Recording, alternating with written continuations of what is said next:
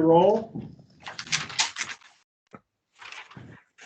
You know, I think so. Now that we're back to virtual meetings pretty newly, I'll put out a couple reminders. Please keep your mics muted throughout the meeting so that we can avoid any background noise. And we'll be recording this meeting and uploading the recording to YouTube.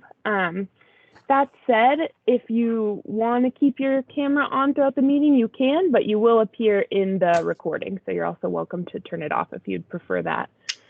Otherwise, I think that's all for me. Back to you guys. Thanks, Violet, and welcome everyone. I'd like to call today's Thursday, October 14th meeting of the Missoula Board of County Commissioners to order. I am Dave Strohmeyer. I'm joined by Commissioners Juanita Vero and Josh Slotnick. We acknowledge that this event today takes place in the Aboriginal territories of the Salish and Kalispel people. Violet, will you please unfurl the colors and join me in the Pledge of Allegiance? I pledge allegiance to the flag of the United States of America and to the republic for which it stands, one nation, under God, indivisible, with liberty and justice for all. And just by way of housekeeping, we have a new camera here in our conference room that sometimes acts a little funky and does not allow us to have as smooth a dialogue as we might like. So if someone's talking and you're trying to interject, which we shouldn't be talking over each other anyway, please bear with us and we will get through it. If at any point during the meeting where there's an opportunity for public comment and you would like to comment and I ask for public comment, please use the raise hand function in Microsoft Teams and I'll call on you in the order in which you raise your small virtual hand on the screen. If you're on the phone and want to comment, I'll ask for phone callers to provide public comment and unmute yourself by hitting *6 on your phone, which will unmute you and allow you to talk, and just jump right in and say who your name is for the record and what it is you want to comment on.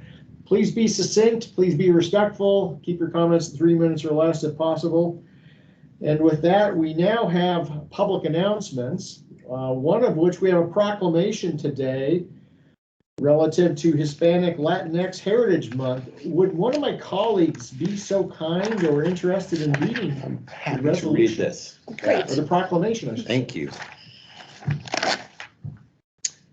Whereas September 15th marks the independence from Spain for a number of Latin American countries, including Guatemala, Honduras, El Salvador, Nicaragua, and Costa Rica, followed by Mexico on September 16th, Chile on September 18th, and Belize on September 21st. And whereas Hispanic, Latino, Latina, and Latinx are pan-ethnic terms used to encompass people of South American, Central American, or other Spanish cultural origin, regardless of race.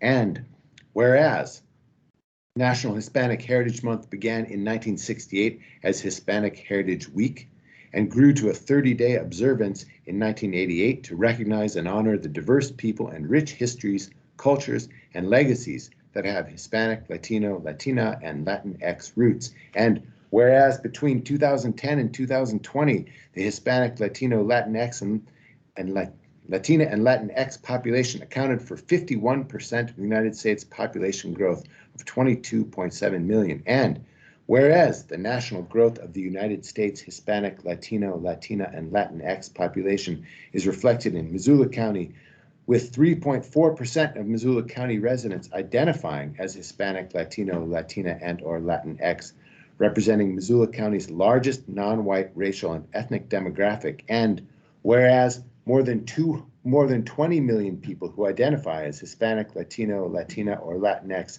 identified with more than one race, emphasizing the value of embracing intersectionality. And whereas, in the words of revolutionary Mexican painter Frida Kahlo, at the end of the day, we can endure much more than we think we can. Now, therefore, be it resolved, we, the Missoula Board of County Commissioners, do hereby proclaim September 15th through October 15th as Hispanic Latinx Heritage Month. to celebrate the freedoms won by people in many Latin American countries, and to honor the rich Hispanic, Latino, Latina, and Latinx cultures and histories that have shaped our country and community. Thanks, Josh. Yeah. The only other public announcement I'd like to make is, if you hadn't caught the news, yesterday the Big Sky Passenger Rail Authority rolled out a socioeconomic analysis Nice. that looks at the economic benefits of restoring passenger rail service between Chicago and Seattle via southern Montana. The results are looking very positive. Over 430,000 projected riders on this route, over Wow. $270 million worth of economic benefit across this line. So, Is it on the website, or where can we Yeah, how can see we the read about analysis? this? good questions. You'd almost think I prompted that. No, We these were unprompted. haven't seen Dave since yesterday. Yeah. Yes, so I don't think it's posted yet to the website, but if you're a social media person out there, go to our Facebook page where you can find a link to the document. And That's the Facebook page for. Big Sky Passenger Rail Authority. Great, thanks. Fantastic. All right, any other public announcements or announcements from staff? Congratulations, by the way. Yeah, that's Yeah. good stuff. Thanks. Okay. Continue to wear your masks and get vaccinated. I would add that at all of our meetings. Is We're there- vaccinated, and we're the only And 3 we're people in this large room. Sealed up in this room, This is our bubble. hermetically sealed. Right. All right, this is the time in the meeting where if there's any public comment on items not on today's agenda that are otherwise within the jurisdiction of the Board of County Commissioners, you can pipe up right now. Any public comment on items not on the agenda? Okay, moving right along, our claims list. We read this at each of our public meetings. Our claims received as of September 29th through October 4th, 2021 by the Commissioner's Office total $1,029,911.93. We have 5 public hearings today, and during each of these, we will begin with a staff report, followed by an opportunity for the applicant or the applicant's representative to say a few words. We will then have questions and discussion by the commission and vote on whatever the item is. So to begin with, our first public hearing, which I'll open, is the McDonald family transfer. Request by John McDonald to utilize the family transfer exemption. And we will begin with a staff report from Nick. Thank you, Commissioner. Let me share my screen here, and then we'll get rolling.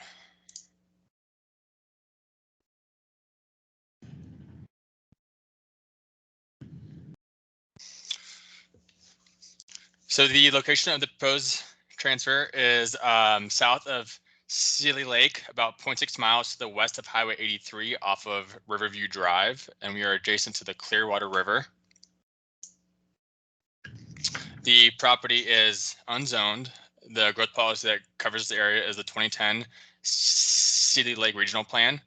That plan designates this tract as town residential with a recommended density of 1 dwelling per 0.25 acres. The far western edge of the property contains FEMA designated Clearwater River floodplain. I do want to note that the proposed division is well outside of the floodplain on the eastern side of the property. Getting into existing on-site conditions, the property is 1.93 acres in size. There is 1 single-family home and 1 detached shop on site currently, and the current density is 1 dwelling per 1.93 acres. Getting into the proposal itself, the proposal would result in the claimant's adult son Bridger receiving a 1.01 acre tract, proposes tract 1. Then the claimant would retain ownership of the proposed 0.9 acre tract, proposes tract 2, and this includes the home and shop structure. If the proposal were to go through, the new density would be 1 dwelling per 0.95 acres, which is compliant with the recommendation of the 2010 plan. The project was sent out for HC comment. The floodplain administrator commented that he recommends that the final COS show the floodplain boundaries, and then he did note that the DNRC is currently working on new maps for the Clearwater River, so these boundaries might change a little bit based off of when they file their COS. And then the health department commented that the project would require sanitation review per Title 76.4.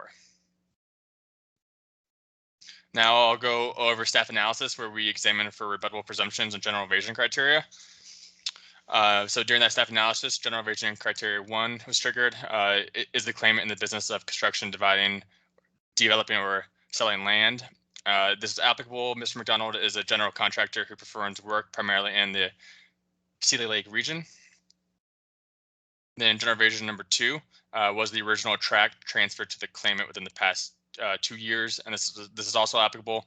Mr. McDonald purchased the property on February 12th, 2021, as evidenced by warranty deed recorded on book 1049, page 949. Next, I'm going to go over the family transfer questions with the claimant. John, can I please ask you to state your name for record? John McDonald. Thank you. Question number 1, did you buy the property with the intent of dividing it? No, no, excuse me. Question number 2, do you or your transferees intend to transfer the property within the next year? No. Question number 3, have you talked to anyone at the county about going through subdivision review? No. Thank you. And then since the recipient is not a minor, we'll go over questions 4 and 5. Will the property be developed? Yes. And 5, will the recipient of the property be residing on the property? We are going to put, my son started an excavation business, and we are going to put a shop on it, and for future possibly putting a home on it also, but immediately we'd like to put a shop on it for him so we can have a place to work on his equipment. Thank you. And that concludes my presentation. In summary, staff is recommending approval of the proposed transfer. I'll turn it back over to you, commissioners. Nick, Mr. McDonald, is there anything else you'd like to add right now? No, other than that, it's just so difficult. My son turns 21 on Saturday, and for him to find any property that he could afford on his own is almost impossible. So I'm, very hopeful that this will work so I can help him out and get him started.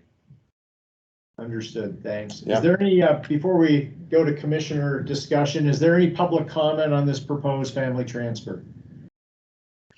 No.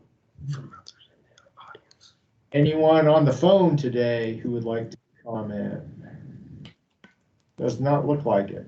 Okay, we'll go ahead and close the public hearing. Any questions from the commission? Pretty good. This seems quite straightforward. Is that your motion? Yeah, I would move we approve this family transfer. Second. Any further discussion? Seeing none, all in favor? Aye.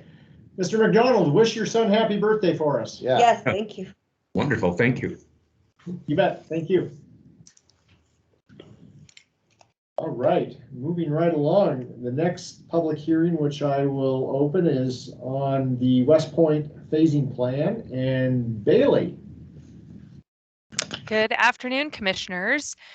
So this is, I don't have a PowerPoint today because our proposal is pretty short.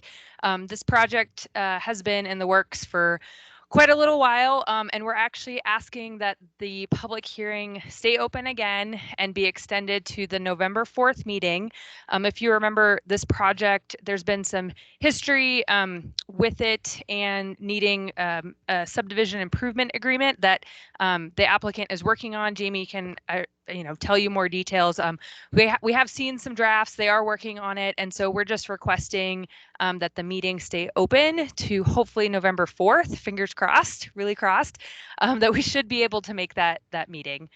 So that's it. And if Jamie wants to add anything, she's present as well. Right, Jamie, anything you'd like to add?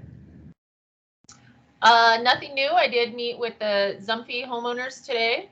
I had a good discussion with them. So, but beyond that, no other additional comments or news right now. Okay, well, why don't we go ahead and have a motion to keep the public hearing open? I don't know that we necessarily need to, but need to make the motion, but let's do it just to have it on the record. Yep, I'd be happy to make that motion to keep it open. I'll second that. Any further discussion on the motion to keep the public hearing open until November 4th? Seeing none, all in favor? Aye. Aye. Thanks, Jamie. Thanks, Bailey. Thanks, Jamie, Bailey. Thank you, guys commissioners. be here November 4th? I will be here November 4th. I will not be here. Okay, yes, I will. Yes, my venison will be in the freezer by then. Yes, We'll I'll be still here be on November the 4th. Okay. Okay. All right, moving right along. We have a double header of family transfers today. Our next one is a request. It's this Steiner family transfer, a request to utilize the family transfer as presented in the exemption application and affidavit. Going back to you, Nick. Thank you. Let me get the PowerPoint pulled up.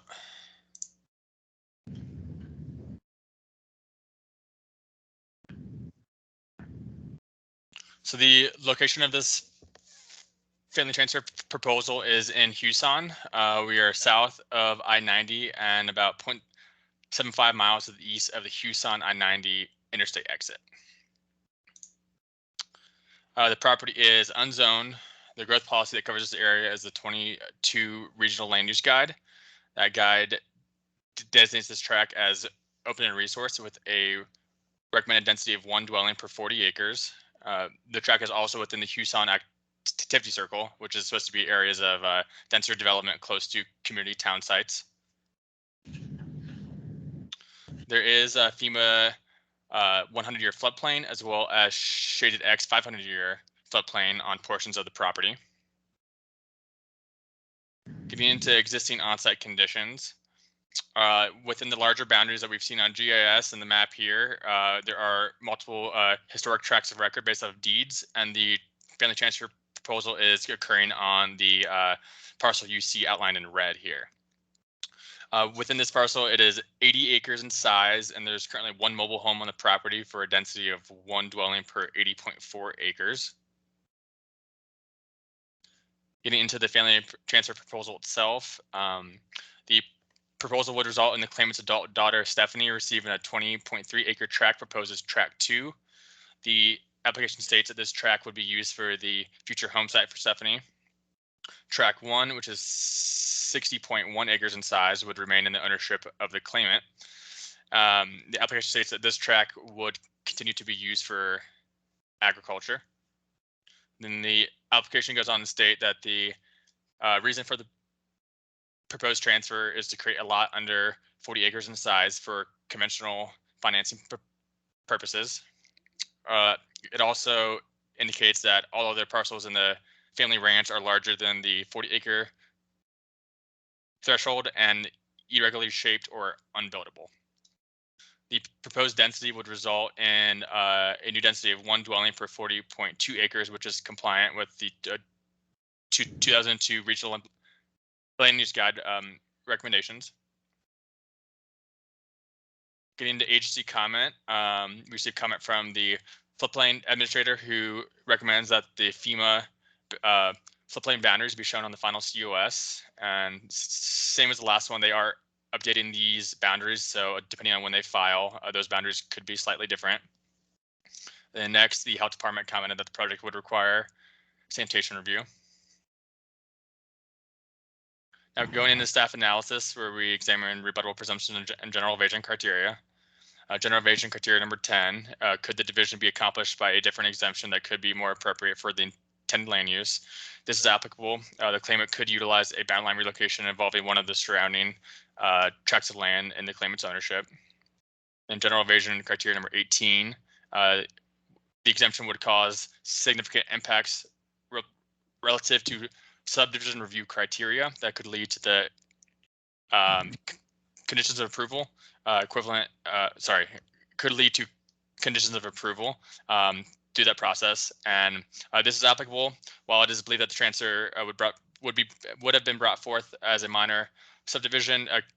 Conditions may be imposed based off of the location of FEMA designated floodplain. This would include documenting compliance with the flood hazard area standards found in our subregs. And next, I will go over the family transfer questions with the claimant. Can I please ask you to state your name for the record? Guyla M. Steiner. Thank you. Question 1, did you buy the property with the intent of dividing it? No, can I give you just a bit of history about this property? We can. Do you mind if we go through the family transfer questions first? Absolutely, no problem. Thank you. Question number 2, do you or your transferees intend to transfer the property within the next year? I'm sorry, say that again. Sorry, do you or your transferees intend to transfer the property within the next year? No. Thanks. Question number 3, have you talked with anyone at the county about going through subdivision review? No. Right. Question 4, since the claimant is not a minor, we'll go over the last 2 questions. Question 4, will the property be developed? We have no intention of developing that property. Thank you. And question 5, will the recipient of the property be residing on the property? Yes, she will. And then just in conclusion of my staff report, CAPS is recommending approval of the proposed transfer. Thanks, Nick. Thank you, Nick. And Ms. Steiner, if you'd like to add anything additionally, that's fine. Please, please go ahead. Okay. My daughter and grandson live on the property, which was developed in 1864 by my ancestors. There has never been another family residing on this property. When my daughter moved back and grandson moved back from Tacoma, she chose this piece of property because that's the piece she loved. And she has a business about 3 miles down the way.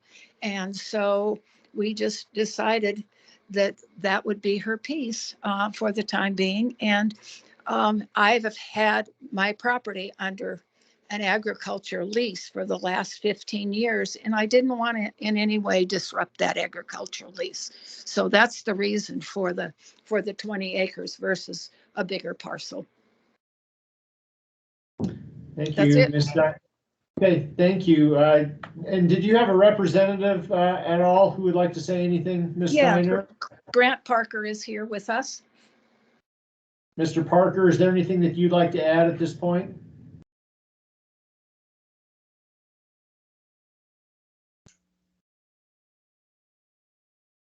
Okay. Muted. I think you're muted, Mr. Parker. Okay, thank you, Guyla. I would like to, I don't have much to add besides what Guyla went over already, but since the question came up in the BCC meeting yesterday about the evasion criteria and the staff report, which was well done, made the claim that that a boundary line location would be a more appropriate exemption than the family transfer. And I'm not aware of any finding that the county has made that boundary line relocations are more appropriate. And the family transfer is allowed by statute, and it clearly fits what Guyla intends to do. And I would hope that owners of larger properties in a ranch like Guyla has, or have the ability to use a family transfer rather than just owners of small parcels that don't have historic additional boundaries and parcels as part of the whole ranch. Be happy to discuss that further, but I have no further comments otherwise. Thank you. Is there any public comment on the proposed Steiner family transfer? Any public comment from folks via Microsoft Teams? Okay, seeing none, we'll close the public hearing. Is there any discussion or comments or questions from the commission? I have a minor edit or question. Nick, on number 2 of the staff report, and I'm just from memory here, I'm not sure if it's number 2, but I think it says the claimant is going to transfer to the adult son, and shouldn't it be daughter? You're correct, Juan. Okay. Yes, I think that is I know that is an error on my part. I have one other correction. The mobile home on that property has been sold, and it's going to be removed from that property. No one is living in it. So I don't know if that counts or not. And for the record, Stephanie does plan to build a house on the property Yes. around where the mobile home is. That's correct. Okay, thank you. We'll make those corrections in the staff report. Other questions from the commission? When is she going to build that house? Well, when the land is hers, and probably in the spring. Great, thanks. Other questions? We're good? I'm good. Okay, I'd entertain a motion. I move that the board approve Guyla Steiner's request to utilize the family transfer exemption as presented in the exemption application and affidavit. Second that. Any further discussion on the motion? Seeing none. All in favor? Aye. Okay, unanimous. Thank you, Ms. Steiner. We do Thank have you a, very much. Thank you. Stephen someone. Stephen Sheffer. Go right ahead. It's Stephanie Schaefer. Stephanie Schaefer, okay. Sorry, Oh. my eyesight is not as good as it should be. Go ahead. Thank you. I just wanted to make there was one more editing error. I don't know if the age of my age matters, but my age was on that document and it's incorrect. Does that matter at all? Well, we should probably fix that. Yeah, I can fix that. I was just going off what's in the application, but I will shoot you, or I will shoot Sean an email at 4:06 and we can get the correct information. Okay. I just want to make sure if it was needed to be changed, we can change it, but thank you. Thank you. You're not a day over 85, I can tell that. So. Okay, thank you. We'll get those corrections made. Thank you. Thanks, Stephanie. Thank you. Okay.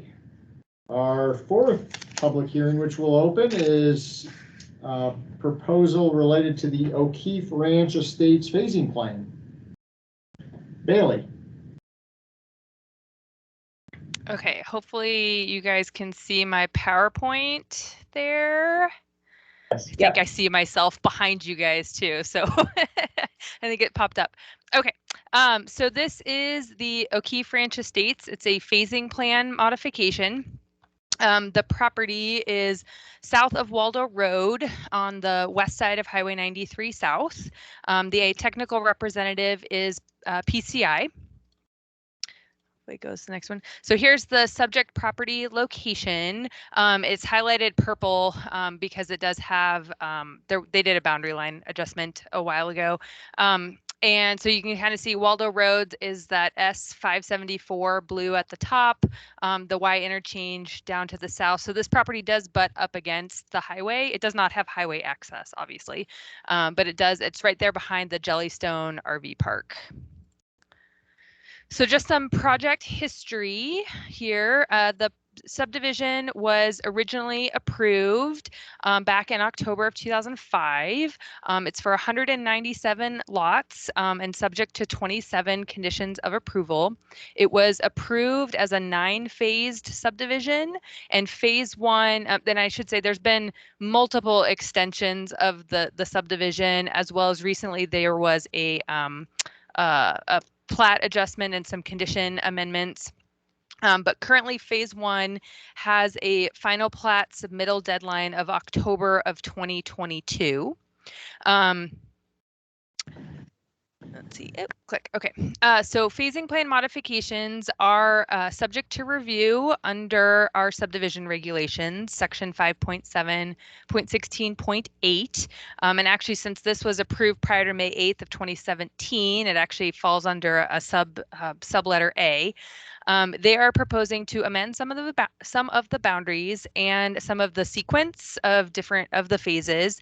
The proposal would reduce the total number to 8 phases, so they would be actually combining what was part of originally phases 1 and 2 and 3. They kind of did some modifications, and so they're lumping that into just basically one big phase 1. And the picture that's on the slide here, that is their current updated proposal that they have. And so let's see, one of the issues for combining that phase one and what was phases 1 and 2 was to make sure that each phase meets its parkland dedication requirements. And that's so that infrastructure that's needed isn't weighted until the end, right? The very last phase. So that's why they combined it into phase 1. The other boundaries would shift slightly. The biggest change is actually occurring between what's proposed as phase 4 and phase 8. And so that's actually the one area that staff has the most concerns about. We're actually proposing or recommending a condition that this road connection that would be to the western property boundary, which is adjacent, has a subdivision proposed on that property as well. But that road connection, the applicant is proposing that, and it's this one here. Let me get my little laser pointer. This one right here. They're proposing it in phase 8, which is the final phase, but we are recommending that that stays in phase 4. So it actually be in this phase here, which is how it was originally proposed. And we're recommending that this phase 4 be modified so that road connection is within that area. So we are recommending approval of the request. It's not proposing to alter any of the preliminary plat conditions or anything else. It's just dealing with the phasing plan. We did submit the request to agencies on September 13th. MDT, Environmental Health, did not have any comments. Public Works did comment that the phasing plan was acceptable.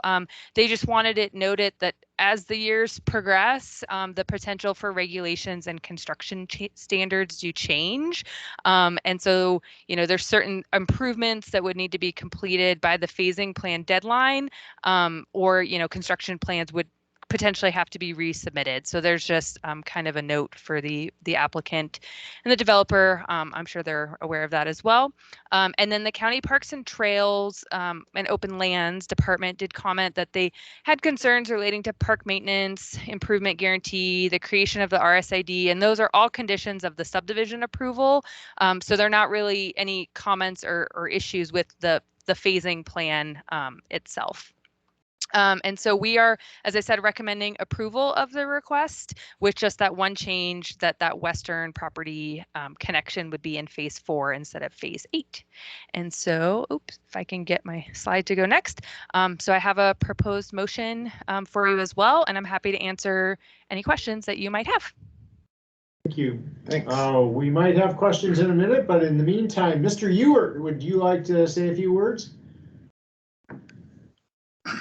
Hello, good afternoon. My name is Ron Ewert with PCI. I'd like to thank Bailey for all of her work on this.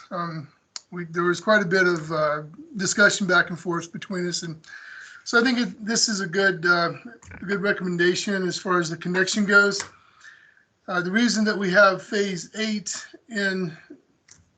located where it is along the eastern boundary is just in case there's some problem with vacating Deshaw Lane. Hopefully, we can get that vacated. It won't be a problem, but it's been tried before, and for some unknown reason, it wasn't successful. So, we'll go ahead and go for that again at some point here. So you'll be seeing us for that.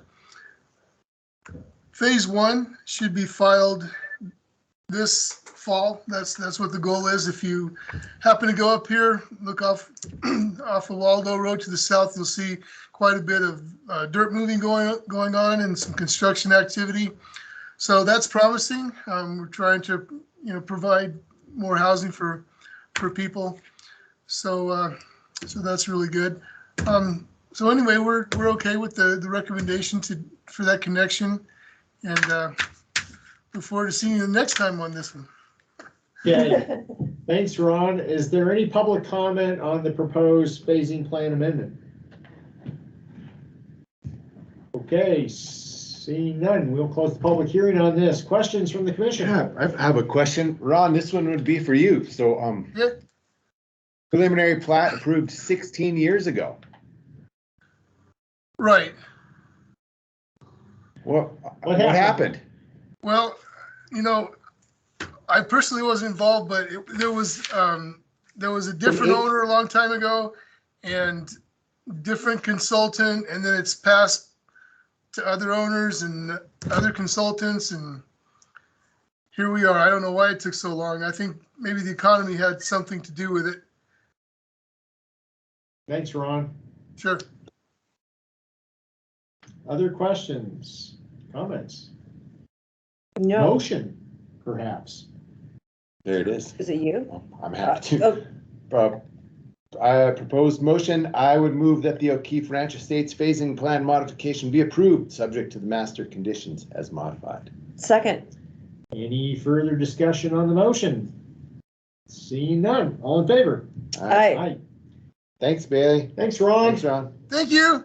Thank you. Thank you. Hopefully we'll see you before 16 years elapse. Okay. Yeah, no, hopefully this is going to roll right on through and just Okay, do what we're supposed to do. Thank you. very Thanks. good. Thank you. All right, our fifth and final public hearing today is a continuation of a discussion that we opened a week or so back. And this is related to elections tabulation equipment and whether that's taking place at the precinct level or at a central location. And Bradley Seaman, would you like to bring us up to date? Hello, commissioners. Can you hear me okay? Yes, sir. Yep.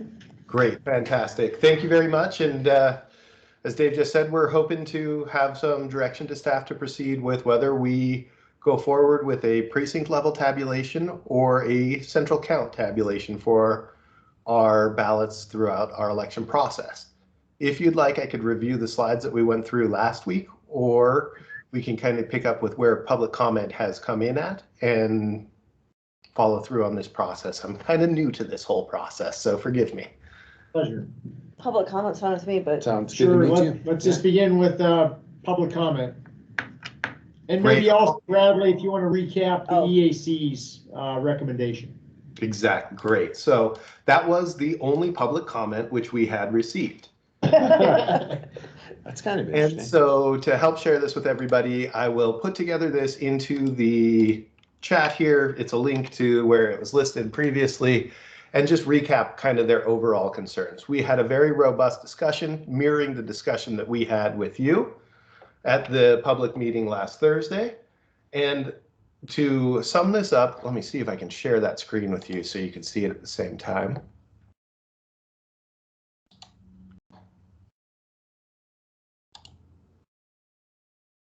I've added this in, shared this link for you here. Is it viewable for you? It's miniature. Is that better? Forgive me. No. no, but that's okay. We all read it, That's okay. Yeah, we've read it. Fantastic. but actually make it bigger so the folks viewing at home Yeah, can read that's it. probably a good idea. Could you make it like 400% there, or There you is go. this better? That's it. So their two main bullet points are listed right here, and they are recommending that Missoula County transition from precinct-based ballot tabulation to a central count process. Through this robust discussion that we had with the Election Advisory Committee, we discussed multiple different areas, and in particular discussed the transition from a higher level of polling place voters to a higher level of absentee voters. They did look at this and thought that this would be a good opportunity to utilize some of the funds that could be expended on new polling place level tabulators to do additional outreach and inclusion to those voters to help explain the reason for this process. We did previously have a budget amendment approved and are actually working on outreach videos. So we kind of have this covered in a few different areas, but can really cover through the main premise of the reason that they would be recommending this decision if you chose to follow suit the same way. Really specifying specifically that as we go through this, each county is individual and unique in the way that they can process their ballots. And that what we are seeing is with populated counties throughout the state of Montana, most jurisdictions have made the decision to transition over to a central count tabulation. This provides us uniformity in the way that we count every ballot from every voter on election day. And it helps make sure that we are working hard to place a focus on customer service throughout the process instead of very detailed areas on how to set up and run through and make sure our equipment is working correctly on election day. one of the big areas is that with 85% of Missoula County voters voting via absentee ballot, there are 85% that follow the central count process, and this is how we tabulate all of those ballots. So we would be including in everybody into the same process. Okay, thanks, Bradley. Absolutely.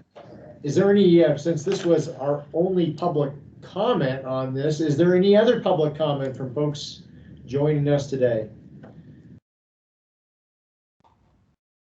Any public comment or need for clarification since we gave an abbreviated? Now, I do have one question. Yeah, I didn't go ahead. interrupt you. It's just, did Allison see anything on any of our social channel responses, or did it generate anything that engagement? Yeah.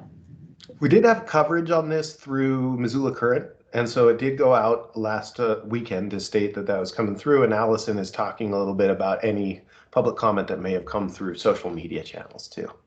Thought that was a nicely done piece, whoever did it. Yeah. Okay, thanks. Question? Yeah. Bradley, if we made the switch from the precinct level tabulation to the central count, would the number of precincts change? No, we wouldn't be changing the number of precincts necessarily. We would keep that the same. And now in 2023, we are required to redistrict and balance those precincts again. That would be where that standard process would take place. And so this change specifically, central count versus polling place level tabulation, would not have any change on the number of precincts. Because I think it's important to us that for people who really appreciate going to their specific polling place and they've been going there for 30 years, they want to get to go, and it means a lot to them. And with this, they still will. So the voter experience really won't change that substantially, but we will align our tabulation with actual patterns of behavior in 2021, which has 85% of people voting by mail. Exactly. Thank you. Looks like Violet, you have your hand up. Would you like to say a few words or recap what Allison said? I was just gonna quickly say there, just to read into the record, there is a comment in the chat from a Megan or Megan Ryan, and it just says, "I saw it in the Current and support it." Just wanted to make sure that was heard. Thank you, Violet. And Allison Franz, our communication manager, says that her microphone is not working at home, but no, we have not received comments on social media to her knowledge. Other questions? Bradley, I guess if we were so to choose to shift to tabulation at a central location, is that more or less our motion directing staff to proceed down that path? Yes, exactly. It is proceed to central level count or continue forward with the purchase of precinct level tabulators. And this was, oh god. Just one other comment. Yes. So the comment was, speaking for my friends here, we appreciate the level of detail and thought that the EAC put in to create this recommendation and value them as a voluntary board who makes recommendations to us electeds, and this process worked here, and that they did a great job and gave us good information. I'm glad you said that. Thank you. Yeah. And I did want to echo that as well. This is fantastic information provided out and in the direct spirit of the advisory committee to advise both myself and the commission on elections procedures.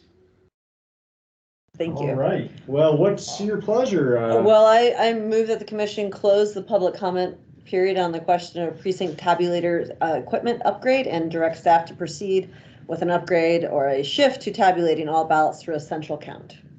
I will second that. Any further discussion on the motion? Seeing none. All in favor?